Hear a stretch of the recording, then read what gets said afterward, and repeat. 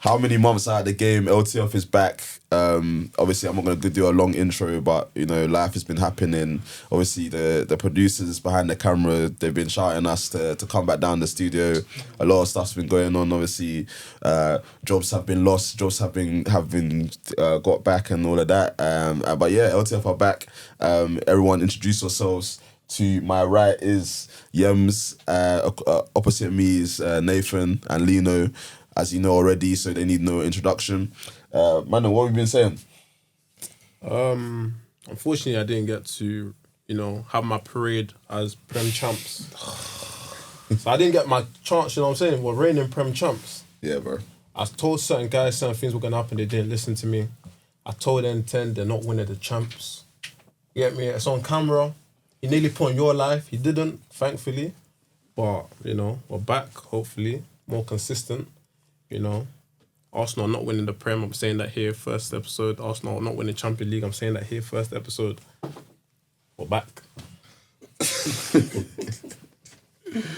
Yeah, no, it's good to be back. Football's been happening. A lot's been happening. I've kind of charged the season, but, it's just hanging on. It's good to be back, man. Happy New Year to everyone. As my boy FG said, sorry we've been away. But yeah, like we say, life, football, a lot of things been going on, man. Let's get into it, man. Yeah, so obviously I think the natural place to start, the last episode we recorded was probably 2025 September, pre-season. It's crazy to think, but obviously we had a lot of predictions flying about. I had one howler, which was Brentford were going to get relegated, but it's crazy to see the set-piece coach at Brentford is now outperforming his master at Tottenham. But Lino, Sunderland, you said it was all hype. Well, hey, football's a humble, isn't it? But it happens. To be fair, I've been impressed, surprised, but impressed. Promotion teams don't usually start well. To be fair, all the three promoted teams compared to the last couple of years have really done well. Obviously, Burnley are still relatively fighting the mixers, Leeds, but Sunderland, they've just been, I don't even know what to say. They're doing well. They're doing well. I remember when we played them, difficult game. Kaiser saved us. They're giving every team a battle. City, Arsenal, Chelsea, every big team they're giving up a battle. Even now, obviously they've been struggling a bit, but that's because obviously a lot of their players have been in AFCON. But even then, they're still competing week in, week out. So yeah, I've been impressed with the job that been going on over there. Yeah, I'll go as far to say as I think Leeds and the Stadium of Light are probably the two hardest grounds to go this year. Obviously, as Liverpool fans, let's address the elephant in the room. Liverpool, as we speak, as we film, are how many points away from the top? Is this the worst? Is this the worst title defense that we've seen from a team? Absolutely, apart from Leicester. Absolutely not. Chelsea's won when they won it, and Hazard had a fall off the following season is worse than what we're currently doing right now. Okay. And what you're saying? We're 15 points behind the top. Yeah. When we won the league, 1920, City who was second? 18 points behind us. COVID season. You can't say that because by the time COVID hit, I think we only dropped one game. We were on our way to win it. You know how they always use that? But they don't talk about where we were before COVID. The bubble season. But in all seriousness, obviously, 500 million spent. 450, come on. 500 million spent. Breaking the transfer record twice. Animosity in the changing room. Mohamed Salah. What's going on at Liverpool, lads? See, our problem is the results. The results cause if you get the results, there's harmony. Salah, I said when he signed the deal, I was happy he signed the deal. I said to my guys, Salah's got one more year of top football left in him. When Van Dijk signed, I said Van Dijk's got 2 more years. I started seeing Salah show me as 0 more years. That's what he showed me at the start of the season. But I love Salah, so I'm not gonna jump on him. If Salah wants to stay, Salah wants to stay. I love Salah, but Salah can't beat me right now. That's how he's moving in the Prem. But I love Salah. So he just needs to come back to where he used to, how he was playing before. I don't expect him to be that electrifying player he once was, but you need to be better in terms of your decision making, the passing, your efficiency. Salah's not. The output's not there right now, and that's what's the big problem. But make better decisions. He could have given, for example, you know that Champions League game where he could have slid in Verts. Oh, yeah. But Salah gets too greedy sometimes. Yeah. He passed Verts. Verts gets his first goal. You don't know where things can take off. But it's just. Well, and we're missing Luis Diaz. I love that. But you know how I feel about Lucho. And Cody Gakpo just. All he does is cut him, man. Personally, I think it's a manager issue. It's a tactical issue mainly. I feel like even before the season started, he's too focused on the attack. I remember he made a joke about, he mentioned something about, we got all the attackers so we can score more goals, wins you games. He keeps referring back to playing like PSG, like constantly. Like I'm so tired of hearing it, and that's what I think it is. He just neglected the defense, focused too much on the attack.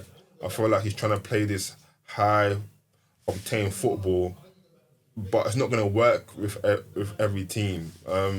Yeah, we have the ball, but in terms of creating wise, we're just not creating that much chances, and we just look so disjointed from. Like we look off balance as a team, and obviously defensively we just too many gaps. And personally, like I'm tired. Like I'm tired. Yeah, like obviously I want to take it back a bit. Like so, Liverpool are fourth in the league at the moment, and the way the season's going, like no one's out of the top four race. So with the form Liverpool are in, with the form United are in, who all these teams that are in and about the Champions League race, yeah. If this was another season, they wouldn't have any sniff at this Champions League. But I feel like the way the league is, all you have to do is win a couple games and you're back in. But like my question is, yeah, like do you think at any point this season, Slot's job was at risk? No. Do you think if Arsenal had beaten Liverpool like convincingly at the Emirates, do you think his job would have been at Liverpool risk? could finish 8th and the job's not at risk. You just won the Prem. Yeah, you want to say Klopp's team and whatnot, but you just won the Prem. You can't just move off a manager straight away. You have to give him at least another season. And plus, you don't know what we could do in Champions League. I still believe Champions League we can go all the way. You don't know. If we finish 10th and win Champions League, you're going to tell me he's going to go. That's not going to happen. So, I think we just need to address key areas of the team. Defensively, we don't protect the back four. And that's... Gravenberch had an outstanding season last season and defensively was on top. But this season, he has a lapse in his defensive capabilities. McAllister put on weight when he came back. And then now he's just being sluggish, but he's getting back into form. Konate, you know how I feel about Konate. Konate's problem is he starts the season slow and he always gets these nicks. But you can rest him and then he comes back to form. But because we have no depth, you can't put him on the bench. So he can't regain his fitness and be sharp again. So we're having to overplay him. So it's just these kind of... Obviously Van Dijk's not the same defender. He's still top 3 centre-backs in the league, but he's not Van Dijk. Van Dijk's the greatest defender for me, but he's not Van Dijk of old. So if we shore up our defence, at the attack, I think it'll find itself with Verts coming into form. I think he can unlock our team moving forward. I think his job was at risk. I think his job will be at risk if the club deemed that he's not capable of finishing in the top 4. Because I feel like with the money that we spent, we need the financial security of a top 4 to balance the books. Obviously, the prize money you get from being a Champions League is worth a lot. So I feel like his job will be at risk. Personally, I think they want Xabi Alonso for starters anyway. I feel like if they don't see him, I think it's stated in the season, but I feel like if they don't see that there's somewhat of improvement, especially with the players that they bought, that I feel like by the end of the season, they're going to see how it goes and they're going to be like, okay, it's the end of the season now, we're going to let you go and bring someone else that feel can take this team to somewhere better. Because technically, Edwards and they're in charge. Like, they make decisions. FSG is like, so at the moment, it's just like, I think he's going to go. I think he needs to go, to be honest. But I don't know about that. Talking about managers going, like, obviously we've had Maresca, we've had Amorim, like, a lot's going on within that, fifth to sixth spot, whatever. But like I said, that it's so funny because United, they would think they're having the worst season of all time, and they are so bad, but they are still in what, 5th, 6th position, and they can still finish in the Champions League spots, especially if it's top 5 this year. So like what do you think about that? Do you think it's the quality of the league? Do you think the lower teams are getting better? Like what do you think it is that United are still in with a chance to finish in that top 4 despite how bad they look this year? Like what do you think about that? I don't think the quality of the league is better than what it's ever been, simply because bottom league size can match top league size in other countries. Sorry about that. Yeah, shocking, man. Who's calling you, man? My missus. Yeah. Yeah, I think for example, Dean Huijsen went to Bournemouth. How is that possible? He should have never gone to Bournemouth, but because of the finances, our lower league teams can match the top European team, so there's parity in the league now. So I don't think it's the quality that's the problem. I think everyone's just so good. So even United have the name brand and Manchester United. So no matter what, obviously I'm a Liverpool fan, but Man United is still seen as top 2, or globally they are the biggest club in England. So everyone they attract good players. Look how they attracted this summer. So I think their quality can see them through. I think 6th was the worst they would have finished this year, even with Amarin. I think Champions League spot was potential. I think sacking him was a bit silly, especially because this is the best run. And was it the interview when he's calling out the? Yeah, no, I think that's what done him. I think he wanted to be sacked, man. Like I think he was smart about it. He's never gonna leave on his own terms. Like I think he wanted to be sacked to get paid out, but yeah, you can say Amarim was on a good run. It's just still papering over the cracks. I don't think he would have ever been successful at that club. Yeah, same. Like, I'm surprised it took them this long to sack him. I'm just surprised they sacked him in that moment, because there was better times to sack him. This is his second full season. Would have been his first full season. His first full season. So when he came last year, it was halfway through the season. They got rid of Ten Hag, innit? They got rid of Ten Hag. November, December. Yeah, I think it was after whenever Sporting played Man City in the Champions League, so it would have been like November or something. Yeah. 24. Yeah. So and then he ended up finishing 17th or whatever. 17th, and you lose to Spurs. Losing to Spurs in the Europa League. You should, if we're being real, should have been sat then. Like, and they only win it because they won the last game. They could have finished 18th. Yeah, well, United are just the best. Like, and if they 16th. For 16th, yeah. United are a mess because, like, obviously there's rumours that they've brought in Steve Holland, yeah. So the next move could be Gareth Southgate. And if, like, I'm praying that it's Southgate, because if they do get Southgate, yeah, I honestly think that's the final nail in the coffin for United. Obviously, United are probably too big to go down. Well, you don't think they can become who they were before? Not a chance, bro. I think it's done. I think it's done. I think it's done, bro. Even with the name brand Manchester United. No chance. Bro, you know, the thing is, yeah, like, there's always that fear, there's always that, like, naivety or arrogance to think you're too good or too big to go down. It happened to Leeds. Leeds were a big club. No, United they ain't going down. No, you never know. They're going to be mediocre, but they ain't going down. After seeing what's going on with Fiorentina and Italy, and anything can happen, to be honest. Anything can happen, yeah. And I think it's obviously... And the thing is, yeah, I wish the United boys were here. I wish, like, Issy and stuff are here, yeah, and G1, yeah. Because when they were bringing in these Ineos, or they were bringing in the Walcotts, they were like, Walcotts has saved my life. You know what's annoying me? They get excited, and then when things don't work out, they change their story. Bro.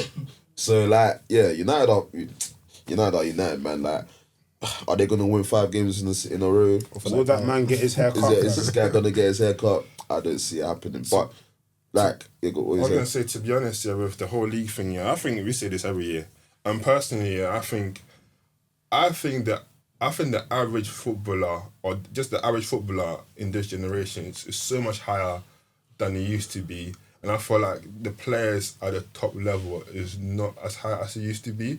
So I feel like because the average footballer is so high, there is so much emphasis on coaching nowadays, where nowadays players are able to do tactically what coaches want them to do. And I feel like that's the reason why we have these competitive games with like so-called lower class teams. I feel like obviously maybe 20 years ago it wasn't that as the case because we have so many X factors nowadays. Because everyone's technical level is just so high, there's no such thing as an X factor. Like the X factors are rare, and because a lot of players can do other players what other players can do. It just in terms of being the best and not being the best, it's just based on how consistently you can do it. I just feel like that's why we have close games, to be honest. Yeah, no, that's fair enough, man. And obviously, Chelsea, Maresca. Have you seen all this stuff about Rosinia and all of his like press conferences and stuff like that? Their boy, Manage. Their boy. A man split the word manage and said if you break it apart, you get two words, man and age, or aging men. I said, yo, what is this? Like, Yeah. I saw something, I don't know if I should say it. They said tell him to break down Oh, therapist. yeah, I saw that. Therapist, yeah. Yeah, dark. Yeah. But like, you know what it is? You know what it was Rosinia, yeah? Rosinia is like, I was watching him in Strasbourg, like, he's a good coach, like, even in championship level. But our Chelsea coach, like, is this a good enough appointment for them? Like, obviously, they can probably still get top four. Like, all of these teams can still get top four. But what do you think is the ambition for Chelsea? You know what? There's nothing. It makes me so happy to see them suffer because, you know, when I had so much of a grudge against Chelsea this season, yeah. So when we went to Stamford Bridge and it was 0-0 and they were celebrating, was it 0-0 or 1-1? And they were celebrating it as if it was 3 a points. win. Yeah. From that moment, yeah. Yep. In fact, Chelsea have always been ups, yeah, but from that moment, Yep. and they were talking about title race. Yeah. Kelly, yeah, if you watch this, yeah, he added me on Twitter. Can you remember? Yeah. He said, talk to me in May because they drew 1-1 when they were what 3 points behind us. Mm-hmm. As of today, how many points are Chelsea off Arsenal? About 20-something points. I believe it's 20-something points. So I'm asking, you know what? I'm going direct to the camera. Yeah, I'm calling out Miyagi. Yeah, I'm calling out. What's their podcast called again? Any and them man. Yeah, That's 18. The tapping merchants. I'm calling out the tapping merchants. Yeah, when we came to your watch along, you lot were talking about, oh yeah, this is why we're world champions. So where are you, man, now? Yeah, disgrace. Chelsea will always be Chelsea, man. And you know what? Chelsea's a weird one because that sacking was like I still don't understand it. Did Maresca want that sacking? Like, I still don't understand what is going on there. Is it the sport? Because I keep hearing Chelsea fans talking to me about the sporting director is ruining the club. Like, I don't know what's going on. Like, is it discipline? Is it the sporting director that's running the club? Because apparently they wanted Maresca to play certain players where he wasn't playing. Yeah, So, No, apparently what was happening is that Maresca was playing players longer than he should have. So obviously players were coming back from injury. Mm-hmm. Obviously, like let's say, he could let's say Risha can only play 60 minutes, but he's overruling is obviously his medical team, and then he's playing them longer. Or let's say, this player can't play, he's playing them, and obviously, yeah, I think that was an issue between not just with the medical team, but obviously with the higher ups and stuff like that. Like I haven't heard of they sent him like a letter. Or something like that. Yeah, it's just mental, to be honest. Yeah. So it just goes to show, like, because where do you guys stand on that? Obviously, the medical thing is probably a bit of a drag because obviously Arteta gets it a lot as well. So we don't know what's going on behind the scenes. And we'll get onto the Arsenal like injury things, but like, who has the final say in those situations? Like, is it the coach or head coach? Because I don't know if he was the head coach or the manager because that's a bit different. So who has this final say? Because at the end of the day, it is his team. But does he have the right to overrule the medical team? Like, what are we thinking? He was a head coach, no, he was a manager, yes. But I think either way, so long as there's someone that can pick the starting 11, make the subs, and influence the result from the tactics board, it's like, I get in terms of, oh yeah, cool, like I don't want to aggravate someone's injury, I don't want to play someone, but the players that you have available, you have to pick. So it's like, if they're your best players, what can you really do? And I think in Maresca's case, because of what we know Chelsea to be, them man don't hire managers, it's just head coaches. So it's like, ultimately, it will be the board that has the final say on whatever goes on. And it's like, Them man were never going to be in a position whereby, even if Maresca did well, I reckon they were still going to find a way to get him out of there because of, certain players or certain things or whatever. And it's just weird because I don't think there's player power at Chelsea, but it's the board that literally run everything. So I don't know, man. Maybe them man aren't fit for purpose as well. Well, but one of another Chelsea fan theory I heard was because obviously he was flirting with Man City, innit? And did they get him out because they know he's going to go to City? Yeah, but see, but then funny thing is, so the reason why people don't talk about this, but the reason why he was flirting with Man City, because Chelsea literally came in the summer and said they were looking for managers. I think they had interviews with De Zerbi and stuff like that. So, I mean, I think anyone would do that. If you have a job and your manager says, oh yeah, we've been talking about people, of course I'm going to start looking at other jobs. Yeah. So, like, I know it's a bit double standards going on there, to be honest. What you saying? Maresca went on LinkedIn and said, yo, I'm available. I'm open to work and that. Do you think Maresca ends up at City? No chance. That depends if Pep is leaving or not. And do you think this is Pep's final year? I mean, I can't see it being Pep's a liar, man. But him and Pep Lindis are having a blast. But Pep can, he likes the attention. So Pep can say something and just spin it. And then they'll ask him, be like, I don't know. I don't know. Like, Pep, you can never know with him. Yeah, well, yeah, we'll see what happens with that. Let's go to the beloved Arsenal, yeah. Obviously, 6 points clear at the top, missed an opportunity against the Liverpool boys. I think that's one of the worst games I've watched Arsenal. You know, I've said this so many times this season because Arsenal have had quite a few bad performances, but we've managed to get the results. My thing was always this season, like I'm very much about performance here because, like, I think it's hypocritical because I know you obviously G1 were in the group chat saying like Liverpool at the start of the season were getting away with a lot of like fluky results, and they all said they weren't playing well, but they were getting the results. That's what Arsenal have had a lot of that this season. So what people should be concerned about, we're not playing well, we're getting results. Okay, yeah, cool. That is the mark of champions, yeah. But eventually, it's not really sustainable. That was my point. But obviously, I don't think we've had that many bad performances. But like, it's just in some situations we're a bit pragmatic. Yeah. In the bigger games this season, the way we approached it, I think we just could have approached them better. Yeah. We're just a bit naive. Like against Liverpool, I just felt like we played that game not to lose instead of trying to win. Yeah. Don't they say that about Arsenal a lot though? Not so in the bigger games. Not so much this season, but mainly against probably Man City and Liverpool. Yeah. I'd say. Like even the Man City game. Do you know what the Liverpool game surprised me a lot differently because it's just the way we dominated, especially in that second half, in terms of the possession of the ball. Like for me, Arsenal are we're gonna control proceedings. Our midfielders, Mendy, Rice, Odegaard, we're gonna pass the ball around you. Yeah, you could not play good in terms of creating chances, but you lot will still have control of the ball. But it's just in terms of coming to Emirates in that second half and just kind of like dominating proceedings. Yeah, okay, in terms of clear cut chances, we didn't really have that much. But like, you lot couldn't get the ball. And that really surprised me because that's really not what I think about Arsenal. Yeah, I was surprised by that game. Like, I was so frustrated because people say it was a game of two halves. I don't think it was a game of two halves. I think we had a good first 20 minutes and then Liverpool dominated us. If you had better quality, it's even crazy to say you have the quality, but I think if Frimpong was like on it, if his final ball, if Ekatike was playing as well, I think you win that game. I think Liverpool. No Salah, no Isak. Yeah, I think that a draw was a fair result. Yeah. But like Liverpool clearly dominated the game, but you didn't. Like I think Slot even said it. Like he's surprised that people are saying they're praising Liverpool's performance. But like, if I was a neutral watching that game, I would say Liverpool deserved to win it. But at the end of the day, the fact is you didn't really create much. Yeah, it's crazy because also we had no shots on target. But like when I'm watching the game, I was like, the amount of like openings we had where like let's say Frimpong got past Miles Lewis-Skelly, like, and then obviously just the final product, like I think there's one where we should have shot, but he passed it back. It was a bad pass. Yeah, and I was like, and just like little things here and there.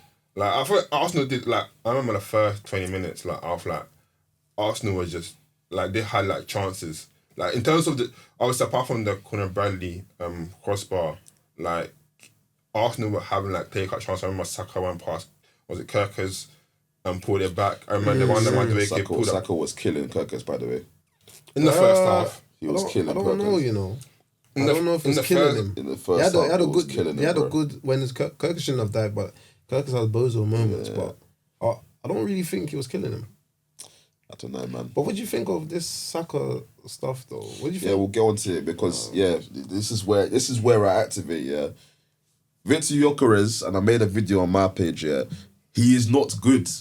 He's not good, and we need to stop pretending like he is. Like, you know what? Like, I'm an Arsenal fan. I support the players. Yeah, but you can't pretend. We can't pretend about what we're seeing. Like, you know what? Because I remember when we were first linked, before summer, yeah, I was never really sure about Gyokeres, yeah, but then I warmed to the idea because I'm thinking like, someone scores over 60 goals in a season, surely you have to have something about you, like even if it drops to like 15 goals in the Prem, yeah, you have an instinct for goal.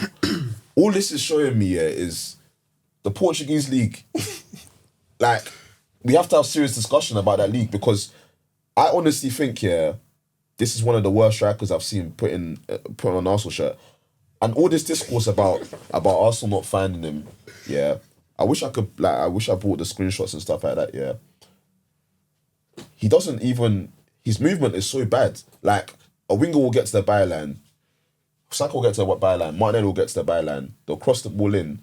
Why is he at the edge of the box instead of crashing the 6-yard box? Like, his movement is so bad, like, he can't control the ball. Like, he's always wrestling. His first instinct is to try and fight a defender. And he never even wins those duels, yeah. I would like to see his like dual stats and stuff like that. He's not good in the air. And the thing is, yeah, is this a coaching issue? Because I don't think he does the basics right. Like, I honestly think like he's Shamak, Bentner, all of these strikers are better than Gyokeres, bro. I'm being serious, bro. Bentner, Bro. Hey, Bentner was Bentner was a bad boy, bro. Bentner was a bad boy. Are you hearing this? Bro. No, but I might... Bentner's better than Shamak. No, Bentner's better than Gyokeres. Bro. In the Prem. What was he in the Prem? Wait. Bro, I remember Shamak's first season. I think Bentner, I think Shamak, who else have we had? I think Lacazette better than Gyokeres, man. Like, Yeah. it's the basics he doesn't do right, bro. Like, it's not... If he was getting the chances and missing, I'll be less concerned, yeah. But he doesn't even put himself in positions to get chances. That's my issue on it. And then to go back to your Saka thing, yeah, I think Arsenal fans have gone insane. Like, Saka's one of the is our best player, and they're slandering him for not getting chances to Gyokeres. No, but they're also slandering for his output. Oh well, Since he's been back from the hamstring injury. Yeah, Saka's output in terms of like goals, assists has been lacking this season. We all know that, but like, But that Gyokeres situation, he should have played him in. nah, I don't think so, bro. He should have I don't played him think in. so. I don't think so. Hold on. I don't Why think do you so. think so, Bro? He had the. If you watch, he could have played with his right foot, if you watch the clip, and he cuts in. But do you think he ignored him on purpose? Not on purpose. But like, okay, But he shouldn't. He should have. no, put it I in. don't think he. I don't. What we're saying he should have put it in. Yeah, the end result still ended up in him scoring. Yeah, but it's not. It's not. But like, it's not as simple as that. But the action he did, Well, pushing him. No, as in the action, playing Ben White in to now cross it in. By the way, Gyokeres got lucky on that goal. By the way, because that's more of a Sanchez error. That's more of a Sanchez error than a good. Because I don't think the cross was good, but Sanchez should have got to it. Okay. He should have saved That's it. fair. That's fair. But in past situations, Gyokeres won't even be in that position to get that to get that chance. If you even look at the clip, he's even about to give up. He's about to give up. Yeah, because he's frustrated. It's wrong. It's wrong on this part, but he's frustrated. Nah, bro. But do you believe? Yeah, okay. Because I'm an Arsenal fan. I'm very much in it as neutrals. Yeah. Do you actually believe that Arsenal don't create chances? That aren't looking for Gyokeres? No, there's not. You can't tell me you're not looking for. I'm not gonna say that. That's disingenuous. I'm disrespecting the player. I'm not gonna say you're not looking for him.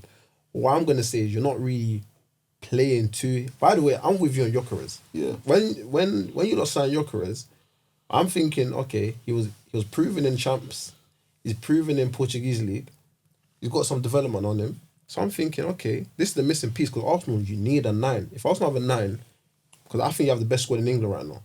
But now City are doing the signs, I'm not sure. But I thought, yeah, I'm watching him in pre-season. I'm giving him the benefit of doubt. He hasn't had a pre-season. He's just flown in, no training. He's looking slow, he's looking heavy. I'm like, okay. Then I'm watching him more and more. So I'm scratching my head. And then it was that Champions League game. I was watching it. And even before Henri done that analysis, your first touch, you go out. And then the defender, you give the defender time and the defender even catches you. Like, it's the basics of your touch, your direction towards goal, and you look slow. Why? In the Portuguese league, if you see this guy, he look trim, he looks fast. He still has that shot that he has. He's got a good shot. I give him that. What do you think it is? Like, he's not a good player. No, but do you think... Because for him to look this bad in the Prem and to look like a well-beaten in Portuguese league, what does that say about the Portuguese league? Or do you think like the quality is that much? I guess above? it's not. I guess. Well, let me not say more so quality. I think the guy they got to replace him got like 15 goals in like 19 or 20 Yeah, but I'm saying, like for example, I'll give you an example of Bundesliga.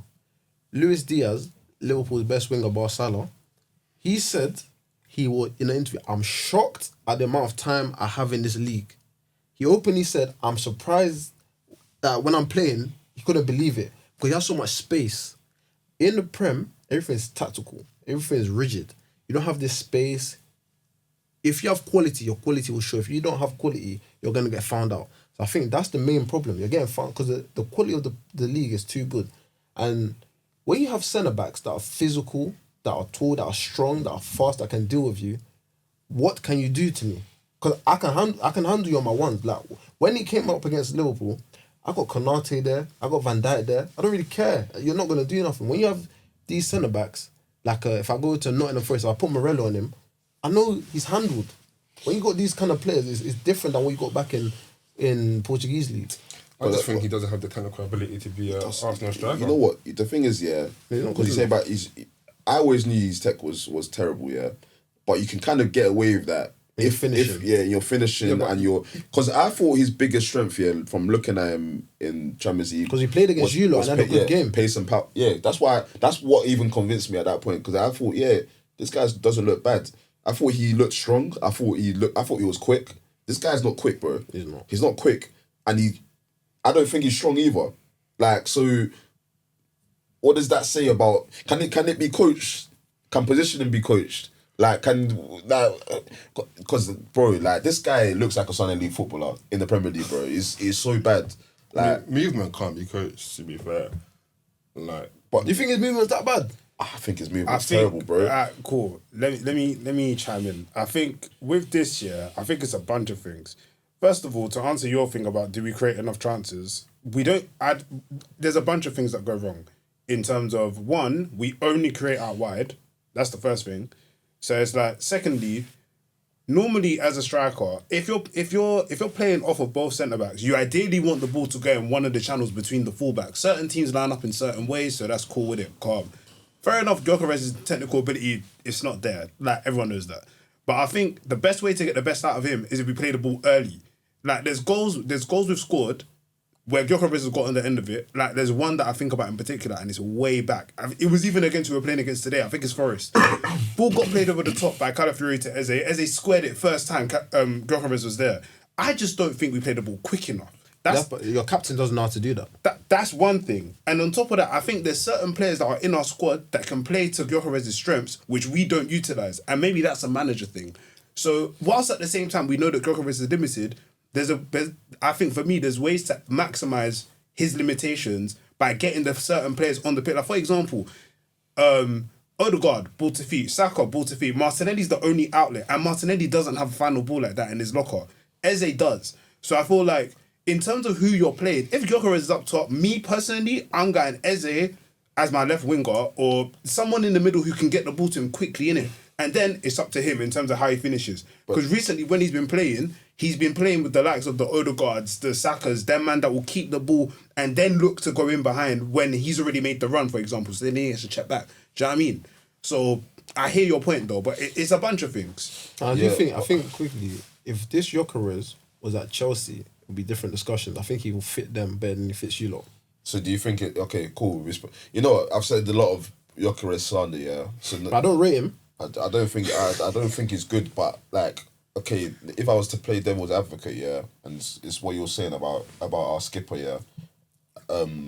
Arsenal do move the ball too slowly. Like if you compare it to what was it 23, 24 season, 22, 23 when we're playing that electric fast 22, football, 23. yeah. Manelli. I think since then, I don't know. It must be a tactical instruction. It is because We've you slowed- don't do everything slowly. It's Not just slowly. the football. Everything is just. So when I set see piece reliant. when I see people like slander Odegaard and stuff like that, yeah, I think it's more of a tactical because it frustrates the life out of me when you see Odegaard on the ball or you see Rice on the ball. You can play the free ball, but they'll rather hold possession, so they'll slow everything down. Like you can see the run, but they would rather not play that risky pass. I think that's the instruction coming from Arteta to just control the game. But at what point do you take your foot off the brake? Because we have the best defense in the league, bro. Like we have the best spine in the league. So I don't know. Maybe it's just Arteta being so risk averse because he's just trying to get those marginal gains, innit? Yeah, but Like I think back to one game in particular this season, Newcastle, St James's Park. Yeah. Gyokeres started that game. Odegaard, obviously, it's deep to say in it because Odegaard was coming back from an injury. But the players that were on that pitch, but remember, Gyokeres won a pen that weren't given. So it's like, and the way we won that pen, we moved the ball quick. So it's like, bro, there's certain man in our team, we will move that ball at like 50 miles per hour. Next thing you know, we've gone from box to box and we're creating a chance. So it's like I say, in terms of like the movement of the circulation of the football, it could either be Arteta being risk averse, but that game against Newcastle, bro, he took the handbrake off and said, "Yo, man, just go play ball." Like we battered Newcastle. Don't get me wrong, I don't think they've been good this season, and we'll talk about that. But yeah, they've not been good. But I think for me, that's the best example of letting it go. But it's just like, I don't know, man. Sometimes I look at Arteta, I just think, bro, like the players, we can do whatever we want. I feel like the problems that can come to us in this league, we're good enough to handle anything. So I don't know why Arteta just doesn't, you know, like open the game up and actually just say, you know what, have fun, do whatever. Well, you know what? I think it is to do with your manager and how he sets up the team. But I just think this is Odegaard, how he's playing as well. Maybe I need to watch him at Norway to see how he treats Erling. But I do think, because what game was it when Eze just put that through ball over the top instinctively? Was that City? yeah. Odegaard's not doing that. And that's just instinctively, just put it there straight first time, quick. If Eze's in that position, he's dilly-dallying, looking for the short pass. Yeah, but then again, I feel Arsenal should always start Odegaard instead of Eze. I would not start Eze in Odegaard's position. That's fair. You wouldn't. Because I feel like that what Odegaard gives to the team, Eze can't. And Odegaard helps with controlling the game. Eze can't control the game. Eze is like I'm going like more of a support kind of striker. Like he's basically just a final product kind of person. He's not I'm going to be involvement in the game. Even when he was at Palace, he wasn't I'm involved in the game. I'm just going to turn up when you need me and I'll do something. So I feel like Odegaard, Zubimendi and Rice, where they all kind of control the game, move the ball around. Like you can't put Eze in there. Maybe in the last final 5-10 minutes, but then you're losing that bit of control. Yeah, but your Arsenal, I think Arsenal got the best squad in England. You're so good. Your backline, your keeper, and you have to give Reyes props. Before I just thought it was the backline, but he's an outstanding keeper. So at the back, you're secure. But you don't need to be so rigid and kept in that midfield. Like you can have a bit of expression. You can have a bit of a risk taker because you're so good behind you. You have the depth. You have the brick wall. So I think take that risk. But I think that's a whole team thing. Do you think if you're like, I feel like if you expanded it too much. No, but you're not expanding it too much because you've got the whole back four. Yeah, but let's say for your example, back four is the best back four in the league. So let's say for example you took out who? Let's say for example you took out like an Odegaard and put Eze. Now you've lost another piece of control. But how much? So what? You just want to? Not necessarily, you know. I don't think so because you've got the back four. You've got Zubimendi. You've got Declan Rice. Declan Rice, who shouts the same as the best midfielder in the league. Him and Zubimendi can control that back, that whole midfield on their ones. Both of them together, they can control it. Then you've got your winger and Saka, and you've got you might put Martinelli on the left. You might put I like Madueke. I would try for a game. Saka on the left, Madueke for on the right. I'll try for a game and see what that's like. You know what? That's a I'll good, try that that's for a game. That's a good point to get to, yeah, because Arsenal fans have said this a lot. Some Arsenal fans have said this a lot, yeah, but there's a lot of animosity from people because it's like, why would you move Saka to the left just to accommodate Madueke? But Madueke, when he plays on the left, yeah, it just doesn't look natural. He doesn't look comfortable. I think Madueke is a great player on the right. Obviously, the thing about Madueke is his end product. But Madueke is a type of winger I like. Electrifying. Just takes on his man all the time. Like, they're very direct. What he needs to improve on is his end product. Can that be coached into somebody? I honestly think, obviously, Saka came through on the left. He can play left, right. I think Saka is the most complete player in that team, bro. I think eventually Saka could play like as an 8 or a 10. Like, I don't think it matters where you put Saka. If you put Saka on the left, yeah, and you put Madueke on the right, I think it just opens up the team. But I think you should try for what is important is I don't think it saves Gyokeres because that guy is arse, bro. But well, like Sanogo and them, man. Oh, no, but sure. Sanogo might have been better, bro. Nah, relax. Bro, Let's move on. Guys trying to get clips. I hear it, man. Bro, nah, but like Gyokeres, man. You know what? Like, I want to be wrong. Like, I actually want to be wrong. Like, I'm done with you. I'm serious. I'm done with you. Bro, remember, I bought him on my fantasy. I was pumped, bro. I was doing this and that, bro. You did the celebration, bro.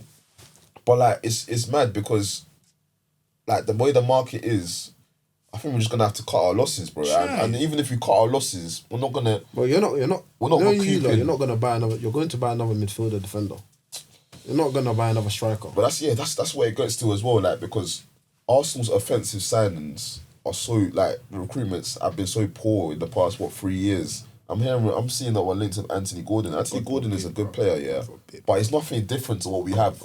Like, I don't think Anthony Gordon's a bad player, but like, it's not different to. I don't see him as different to like a Martinelli or a Trossard. He's quick. He's a hard worker, but is he really?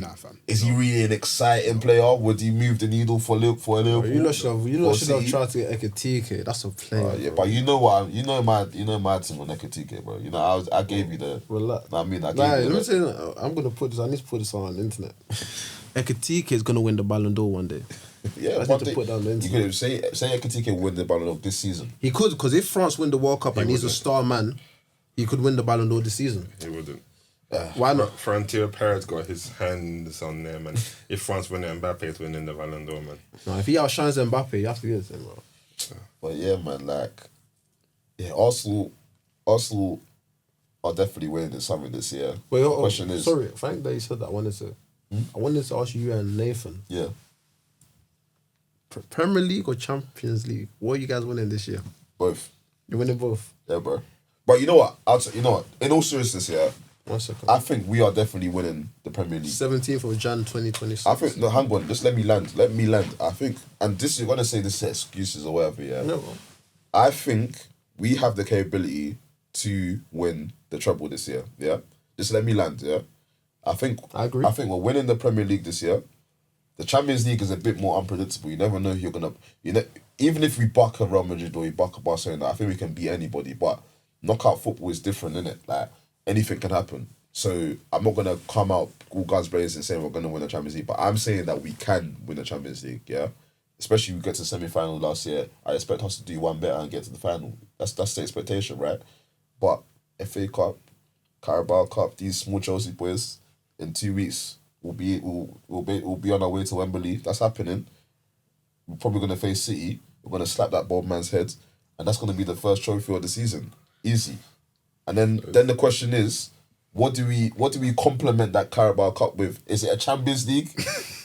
Is it a Premier League? Because I'm getting a bit greedy just thinking about all of these trophies this year. You know what? One thing's for certain is, yeah, there's nowhere to hide for Arsenal fans this year. Like, and Arsenal fans that are shying away from it, shying away from saying, "Oh, be humble, be this." We have the squad to get to where we need to get to this year, so there's no excuses.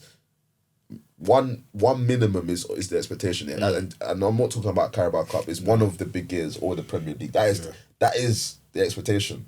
Premier League, I'm telling you, we're gonna win the Premier League. I want to hear. I agree. Nathan's then. Same way. I just think the first thing we have to do, we have to win that Carabao Cup. If we get to like, I say if, it's a when, because beating Chelsea at the Bridge, like we're there. Cup. Whoever we face in that final, we have to win that because it sets a tone. You win that final, your first trophy under Arteta since FA Cup, the world is your oyster. After that, it's like, alright, cool. We lock in on the Prem. You because obviously you're facing Man City, innit? Their man have gone and signed whoever they've signed. That's probably gonna be your enemy. You beat them, it's alright, cool. We've now got one over you. It's a case of alright, cool. We continue to form into the Prem. We win the Prem, and then like FG said, Champions League up for whoever. I'm seeing PSG are moving mad again like they did second half of the year again. They're moving quick. Champions League is fair game up for anyone in it, but I really think only like 4 teams can win it. Or Wait, sorry. He said 4 teams can win it. In fact, not Yes, can. yes, No. yes. Yes. Dino and Ademi, Yes. can you look down the lens? Yes. Hold on. No. Don't worry about me. No, You know can me. you look down You know bro, me. look Don't worry about down me. the lens. You know me. Will Liverpool? Yes. I'm asking Yes. you. No. Hold Let on. me- I want to let him finish. No, let me When he finish my finishes, line. I'll give him. I'll give him. Can I finish my line? He's not. Can I finish my line? Can I finish my line? I know what I'm saying. Can I finish my line? It's please? calm, I know what I'm saying. Can I finish my line? You go back to go back to. Adeyemi, the day is 17th of Jan, Saturday, 12:19. Hold on. Don't even finish. Let me finish. Don't even finish. No. Let me finish. Will Let me finish. Liverpool win the Let me Champions finish. League? Let me finish. I'm going to talk about Liverpool after. I want to. Nah, I bro. want to settle this Arsenal and I want to tell you what Liverpool going to do. Yeah. And I need to get close. Arsenal will not win the Premier League. Manchester City will win the Premier League. Now, Carabao Cup, I thought you lot were going to win. But then I'm seeing you're going to get City in the final. You will not win Carabao Cup. I'm just wait before you say anything. Yeah. You know Arteta has a 100% record at Wembley as a manager, right? I'm gonna put that out there now. He's got a 100% record at Wembley, and he beat Pep in one of them. I'm gonna say that now. Let me just put that out there. But All records come to an end, don't they? So we're done. So you're not winning the Carabao Cup against Pep. FA Cup, you might win FA Cup. I give you that. You may win FA Cup. Champions League now, that is Liverpool's. You are not winning Champions League. You won't even make semi-finals. Huh? You won't even make... I don't even know what your path is, but you won't even make semi-finals. Liverpool, we're probably going to face... If we don't face them along the way, we're probably going to face Chelsea in the final of Champions League. Yep, Chelsea. Yeah. What? Yeah. We're probably going to face Chelsea. TikTok's gonna have a field day with you, bro. So, to answer your question, Liverpool are winning the Champions League. And I say that with conviction. Okay. With conviction. What are Liverpool doing this year? What am I answering here with my head and my heart? Both, bro. The manager's not good enough. Alonso. Personally, I want Enrique, but that's another story. I mean, he hasn't signed his contract at PSG, so... I'm hearing Real Madrid shouts for him. Real Madrid, they'll kill him. Right, if he goes to Real Madrid. But yeah, like it's simple. Like it's that, bro. I don't need to run. I don't need to hide. The reality is, we have the best squads. But you know you're not winning Champions League. I can't say that for certain, bro. It's not in your DNA. It's not. It's fine. Like, let's see it. It wasn't in PSG's What? DNA. Look at what When's happened. the Champions League final? May. May or June. Actually, it would be May for the World Cup. You know what? Let me say something as well. Yeah.